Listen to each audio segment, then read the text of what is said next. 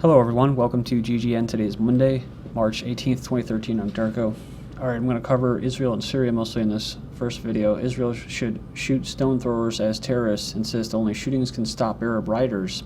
So Lieberman, the once unlikely future foreign minister of Israel, has pressed newly appointed defense minister Moshe Yaalon to radically redefine the rules of engagement for military in the occupied West Bank, encouraging them to shoot stone throwers as terrorists. The sudden interest comes after an incident last week in which a stone thrower caused a crash which badly injured an Israeli family, including a 3-year-old girl. Palestinians unenthusiastic about Obama's visit. So, it says here he'll find disillusioned Palestinian public skeptical about his commitment to promoting Mideast peace or two-state solution, whatever. But I love this sentence here. They put Obama's trip beginning Wednesday appears aimed primarily at resetting the sometimes troubled relationship with Israel. That's, of course, the big show, the big act of that they're somehow not joined at the hip, Israel and the U.S. The Palestinians see little reason for optimism in his second term. Obama couldn't eat at the Hill or Washington or Capitol Hill meeting without food taster. So I pretty much just assumed this. I kind of thought about it recently when I was reading some history on different leaders that had these tasters that would follow them everywhere. They would never actually see them or meet them. But it says here, following President Obama's lunch meeting with Republicans, Susan Collins, a senator, described the food served and said the president was not able to eat since his taster was not present. According to a 2009 AFP report, the Secret Service has always refused to confirm that U.S. presidents travel with a food taster in line with their policy of discretion on all security-related issues. The Bible producers call controversy over Satan's resemblance to President Obama's utter nonsense, or as utter nonsense. So the producers, says here, just addressed the Obama-Satan controversy. History Channel has the highest respect for Obama. The network said in a statement the series was produced with an international and diverse cast of respected actors. It's unfortunate that anyone made this false connection. The Bible is meant to enlighten people on its rich stories and deep history. They say false statements such as these are designed as a foolish distraction to try and discredit the beauty of the story of the Bible. And I'm not sure if I'm pronouncing this word or name right, but Nicole Scherzinger refuses to sell her soul to the devil to win Grammy Award. The X Factor judge believes she's too classy for the awards. So she has a lot of achievements under her belt, but the singer, says here, is yet to scoop the big awards. However, don't expect her to sell her soul to the devil in order to win a Grammy. This is such a tough industry, you know. To make it, you really have to sell your soul to the devil. She admitted to The Independent. That's probably why I haven't quite reached the top of the mountain. She says, I come from a mostly religious family. Her father or grandfather was a priest, and they support her in this. She says that, to be honest with you, I sometimes wish I were more slutty. I'd probably be a lot more successful if I were. Next up, we have Moshe Yaalon, named as Israeli defense minister. And remember, we just covered this guy as far as a war criminal that he walked free, just like is it Barack or Lieberman? They're probably all the same, but I think it was Barack that was running from the law. This is right-wing former general chosen by Prime Minister Netanyahu for his experience needed in the stormy Middle East. So his experience in the stormy Middle East. Well, in one article, he was referred to as the Butcher. He says here, Israel's incoming defense minister evaded war crimes arrests, called Palestinians a cancer. And that's kind of the consensus over there, referring to them as cancer and a plague, and they need to be cleansed. So, the Minister of Defense of Israel's new hard-right coalition government due to be sworn in earlier next week. He said the Palestinian threat was like a cancer and an existential threat. He said his solution was applying chemotherapy. This chemotherapy was basically the massive destruction his forces visited on Palestinian society during this. The IDF infamously fired over 1 million bullets at Palestinian demonstrators within the first few days of the popular uprising. So, when you see quotes like this in Al Jazeera and mainstream media, his experience needed it in the stormy Middle East, it kind of makes you wonder, are they serious? Israel will press Obama to attack Syria. Obama's upcoming visit to Israel is expected to include the usual hectoring on attacking Iran and some pro forma U.S. threats to actually do so, but likely no real policy change. Rather, Israeli officials insist the real focus will be on talking Obama into attacking Syria. Israel already attacked Syria once in late January, and almost immediately thereafter, it was revealed that Obama greenlit the attack, as well as any other attacks Israel may want to launch on Syria. Israel is keen to move from the airstrikes against Syria to a more full-scale offensive, with the possibility to seizing more Syrian territory as a buffer zone, that's what they call it, being raised, even though Israel already took a buffer zone in 1973 and never gave it back. CIA is collecting intelligence on Syria rebels. I don't know why they keep calling them Syrian rebels. They're foreigners, they're not Syrians. LA Times reports the U.S. is collecting intelligence that would be used for possible drone strikes on extremist rebels. Now, this is a complete insult to mine and yours intelligence, right? The U.S. officials believe al-Qaeda operatives and fighters in Iraq moved to Syria to join the rebels. Well, they came from Libya, they came from Algeria, they came from all different types of places, including Iraq and Afghanistan. So it says here that they concluded the conflict is creating a haven for terrorists, so they're fueling the terrorists, right?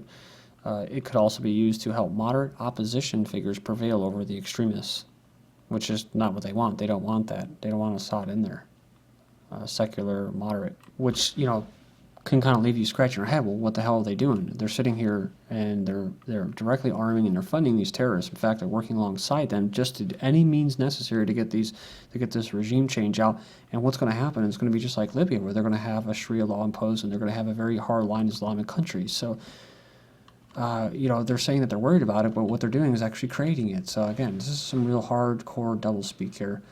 Israel strikes inside Syria. So this is something that we already knew from February 1st, 2013. So we're talking about using drones, used for possible drone strikes in Syria. Well, they've already done it. So Syria rebels seize military compound near Israel. Military intelligence site just 5 miles from frontier. So Syrian rebel fighters are moving ever closer, to the frontier with the Israeli-occupied Golan Heights. Today, capturing a military intelligence compound in Scherzinger, just 5 miles from the ceasefire line with Israel. The same group that kidnapped 21 UN soldiers earlier this month took credit for the basically taking of the compound. This is funny because this is exactly per the Brookings Institute policy on regime change for Syria. The commander said the goal of the operations in Golan is to stretch the Assad government troops thinner. That's exactly what they're supposed to do, and that's why Turkey does what it's doing. Also, war draws closer to Lebanon with Syria threat of attack. We covered this on Friday. And ominous turn, Syria warned Lebanon today against continuing to provide refuge for rebels battling the Assad regime, saying its restraint was limited. And you have this, Israeli jets fire flare bombs over southern Lebanon. I guess that's chaff and flares. But we just saw it was like 7 or 8 Israeli jets violated Lebanese airspace just on Friday. And that was the same day that Israel declared a no-fly zone. Syria fires rockets at Lebanon, no injuries reported. Syria fired 3 rockets into Lebanon today, as it threatened to do last week. The jet-fired rockets hit empty buildings in the border town. I'm sure they weren't empty. I'm sure there was terrorists in there. Syrian officials claim armed terrorists have infiltrated Syria from Lebanon, and the UN has voiced concern over the growing tensions. I love that. The UN has voiced concern over the escalating violence. And people can go in the comment boards and say, oh, UN's a joke. They're not powerful enough. Because I guess apparently they want a gargantuan, even bigger bureaucracy with even more or even less representation. So Syria's pro-Assad hackers infiltrate Human Rights Watch website and Twitter feed. So we know the Human Rights Watch website, sometimes they put out some decent stats that are non-biased, but for the most part, they're all on board with what's going on in Syria and the violence. So Syrian Electronic Army was here, they wrote on their website. It's pretty crazy. Syrian Electronic Army was here. All your reports are false. Stop lying. It's funny because they say the NGO, one of the world's most respected, has conducted a number of searing investigations into human rights abuses of Assad's regime since the fighting began. Right? So there you go. U.S. House Democrats, these peaceful Democrats that were speaking out against the Bush administration and their warmongering and their killings in Iraq, and says here they want lethal aid for Syria rebels. So we just gave them $60 million in unlethal aid. Now Democrats say it's not enough. The U.S. Treasury Department has issued a blanket exemption from Syrian sanctions for the Syrian National Coalition of Opposition and Revolutionary Forces, insisting the sanctions are only meant to apply to Syria's government, not the rebels trying to unseat them. So the Treasury Department is saying Americans can send cash to Syrian rebels. The sanctions don't apply to them. The Syrian government has sacrificed all legitimacy. They insisted in a statement saying the American citizens and companies are now free to send money to rebel fighters in the name of supporting a peaceful Syria. Well, they want peace. Remember, they want violence. So pretty interesting that they're going to allow citizens to actually aid terrorists. They're going to aid terrorism. Isn't that insane? Saudis create extremist groups in Yemen. So analysis says Saudis are trying to promote Salafi groups in Yemen as they fear that Yemen's liberal Shia movements, along with the Bahrain revolution, would threaten the stability of the Saudi kingdom. The comments come as Yemen has launched a national reconciliation dialogue under the supervision of the UN to pave the way for elections and a new constitution. So it's definitely the Saudis are trying to promote disorder and promote some parties that are supported by them, like Salafi groups, like the Muslim Brothers. And we have this dialogue was boycotted by southern political factions that staged a general strike and protest and aid against the initiative. That's because they wanted to secede, so they have their own agenda going on. North Africa's Al-Qaeda urges followers to stay local. You should fight secularism in their own countries, apparently concerned that the more fashionable Al-Qaeda battles in Syria, Yemen, and Pakistan could cost them recruits. Al-Qaeda and the Islamic Maghreb, as they always call it, Northern African Auxiliary for the global group, is urging followers to think local. A statement was released to the jihadist websites, says Muslim youth should stay at home in their home countries instead of joining the global jihad movement, and instead focus on fighting against secularists in their own countries. As far as those already in the movement, they say they should go to either Mali or Algeria to fight against Crusader France. Which is interesting. I'll just quick note on the side is that it's just, I said this before, it's just kind of ironic because these people are staunchly anti-Western, anti-Zionist, and what they're doing is they're being used as tools by these same people, by Zionists and by the Western forces, to take out these sovereign governments, which is pretty interesting. Because in doing so, and doing the dirty work for the West, they will then turn and point their guns at these same people. So the West are concerned about Muslim fundamentalists, but only so much as they can use them. So once they're done using them, then they will finish them off. But until then, they'll just send them in the meat grinder known as Syria right now, or any other place. Of course, because when they're there, then it's, the threat of terrorism. So then, and violence, then we got to send in intelligence and armies and stuff, and drones, and create drone bases like they did in Nigeria. Texas school lesson blames America for 9/11.